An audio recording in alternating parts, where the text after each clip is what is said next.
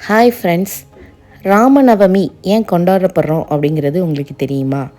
நம்ம இதிகாசங்களில் ஒன்றான ராமாயணம் மிகப்பெரிய கதை. அதை சொல்லணுன்னா நமக்கு இந்த ஒரு விழாக்கு பத்தாது.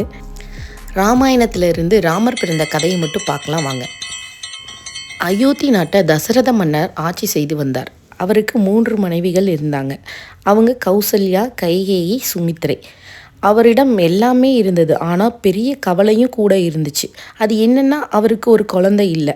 அதனால் தசரத மன்னன் மிகவும் வருத்தப்பட்டு ஒரு முனிவரின் ஆலோசனை கேட்டு வந்தார்.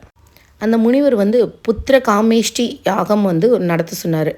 தசரதரும் மிகப்பெரிய அளவில் யாகம் நடத்தி முடித்தார்.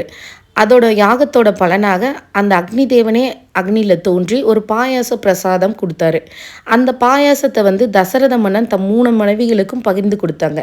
சில காலத்துக்கு அப்புறம் கௌசல்யாவுக்கு ஸ்ரீராமரும், கைகேயிக்கு பரதன், சுமித்ராவுக்கு லட்சுமணன் மற்றும் சத்ருகனும் பிறந்தாங்க. ஸ்ரீராமர் விஷ்ணுவின் அவதாரமாக பூமியில் பிறந்தார் என்று பக்தர்கள் நம்புகிறாங்க. ராமர் பிறந்தது நவமி திதியில். அதனால் அந்த நாளை ராமநவமின்னு கொண்டாடுறோம். இந்த நாளில் பக்தர்கள் கோயிலுக்கு சென்று ராமரை தரிசனம் செய்து பானகம், நீர், மோர் போன்ற நெய்வேத்தியம் வைத்து வழிபட்டும் வராங்க. ராமாயணத்தில் சொல்லப்படுறது என்னென்னா, ஸ்ரீராமர் பிறந்த நேரத்தில் பல கிரகங்கள் மிகவும் நல்ல ஜோதிட நிலையில் இருந்ததாக கூறப்படுகிறது. அதனால தான் ஸ்ரீராமர் தர்மம், நேர்மை, நல்லாட்சி ஆகியவற்றின் அடையாளமாக வாழ்ந்திருக்கிறாரு. ராமர் பிறந்த நாளை ராமநவமி என்று இந்து மதத்தில் மகாவிஷ்ணுவின் 7வது அவதாரத்தை சிறப்பிக்கும் ஒரு முக்கிய வசந்த கால பண்டிகையாகும். இது சித்திர அல்லது பங்குனி மாதத்தில் வர வளர்பிற திதியில் தான் கொண்டாடப்படுறாங்க.